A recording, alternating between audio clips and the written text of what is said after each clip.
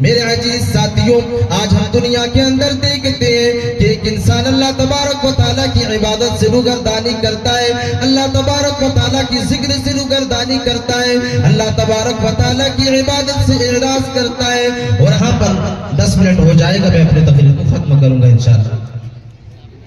اللہ تبارک و تعالیٰ اس آیت کریمہ کے اندر ارشاد فرماتا ہے، یا ایھا الناس اعبدوا ربکم الذی خلقکم والذین من قبلکم لعلکم تتقون۔ اللہ تبارک و تعالیٰ اس آیت کریمہ کے اندر دنیا والے انسانوں کو آگاہ کر رہا ہے۔ اللہ تبارک و تعالیٰ دنیا والے انسانوں کو میسج دے رہا ہے، یا ایھا الناس اعبدوا، کہ اے لوگوں تم اللہ تبارک و تعالیٰ کی عبادت کرو۔ یا ایھا الناس اعبدوا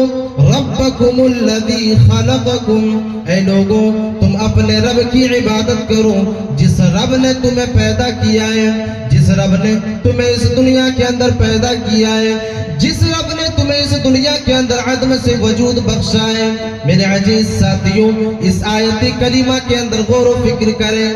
اس آیت کریمہ کے اندر آپ غور و فکر کرنے کی کوشش کریں کہ اللہ تبارک و تعالیٰ نے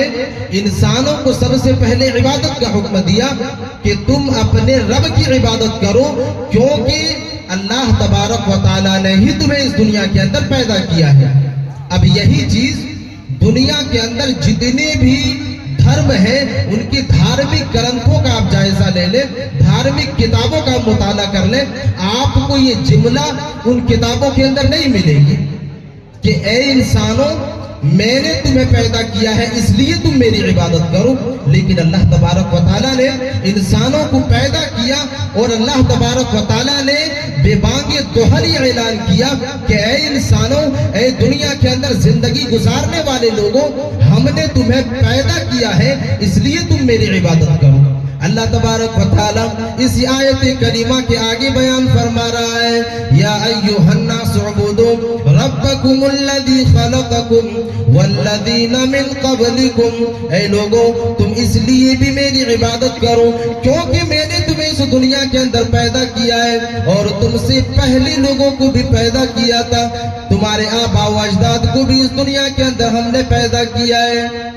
اللہ تبارک و تعالیٰ نے ان چیزوں کو بیان کرنے کے بعد کہا کہ تم اس لیے میری عبادت کرو۔ اب آگے اللہ تبارک و تعالیٰ اس آیت کریمہ کے فوراً بعد میں اللہ تبارک و تعالیٰ دوسری آیت کریمہ کے اندر ایک دوسری نعمتوں کا تذکرہ کر رہا ہے، الذی جعل لکم الارض فراشا والسماء بناء، اے لوگوں تم اس لیے بھی میری عبادت کرو، الذی جعل لکم الارض فراشا، کیونکہ ہم نے تمہارے لیے زمین کو فرش بنایا ہے، ہم نے تمہارے لیے زمین کو بھی فرش بنا کر کے پیش کیا ہے، جس زمین کے اوپر تم چلتے ہو، جس زمین کے اوپر تم روزیاں تلاش کرتے ہو، الذی جعل لکم الارض فراشا والسماء بناء، اور وہ اللہ تبارک و تعالیٰ ہی ہے جس نے آسمان کو تمہارے لیے چھت بنایا ہے، وَأَنزَلَ مِنَ السَّمَاءِ مَاءً، اور پھر اللہ تبارک و تعالیٰ اسی آسمان سے تمہارے لیے بارش کو بھی نازل کرتا ہے۔ اللہ تبارک و تعالیٰ تمہاری ضروریات کے مطابق اسی آسمان سے بارش کو بھی نازل کرتا ہے۔ الذی جعل لکم الارض فراشا والسماء بناء وانزل من السماء ماء فاخرج به من الثمرات رزقا لکم، اور وہی اللہ تبارک و تعالیٰ ہے جس اللہ تبارک و تعالیٰ نے تمہارے لیے زمین کے اندر پھلوں سے رزق کو نکالا ہے، اور اللہ تبارک و تعالیٰ نے ان پھلوں سے رزق کو نکالنے کے بعد تمہیں اس رزق کو عطا کیا ہے۔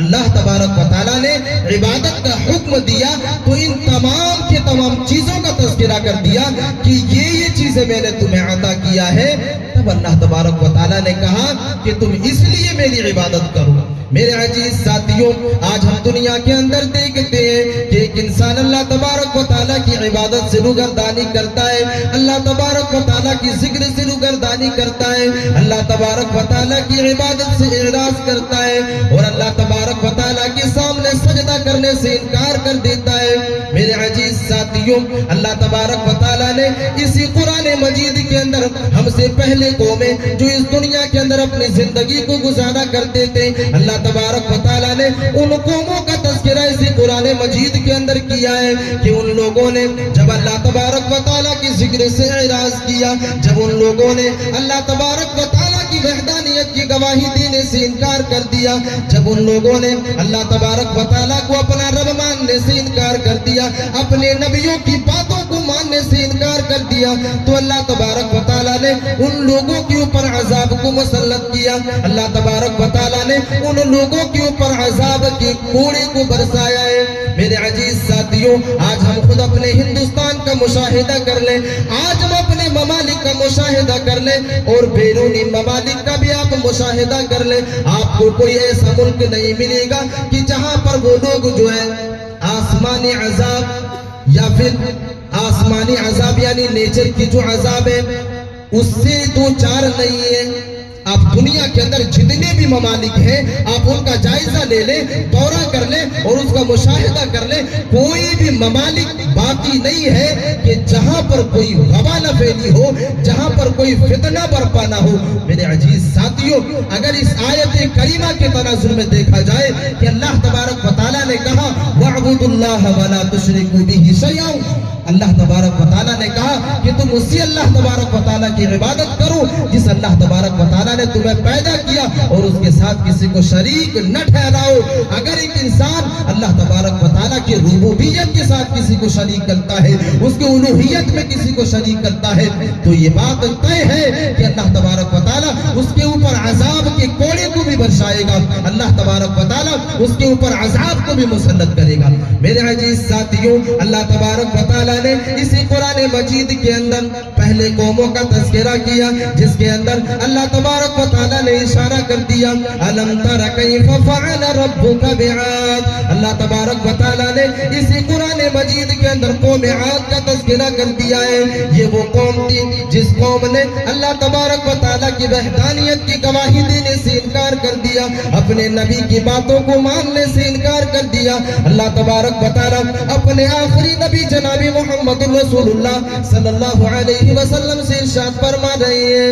أَلَمْ تَرَ كَيْفَ فَعَلَ رَبُّكَ بِعَادٍ، اے میرے نبی کیا آپ نے نہیں دیکھا کہ تمہارے رب نے قوم عاد کے ساتھ کیا معاملہ کیا؟ اے میرے نبی کیا آپ نے نہیں دیکھا کہ اللہ تبارک و تعالیٰ نے قوم عاد کے ساتھ کیا معاملہ کیا، قوم عاد کے ساتھ کیا سلوک کیا؟ ارم ذات العماد، اور یہ وہ قوم تھی جو پتھروں کو تراش تراش کر کے جو ہے محلیں بنایا کرتے تھے، جو پتھروں کو تراش کر کے چٹانوں کو تراش کر کے اپنے لیے سکونت کی جگہ کو بنایا کرتے تھے۔ میرے عزیز ساتھیوں، یہ بڑی طاقتور قوم تھی،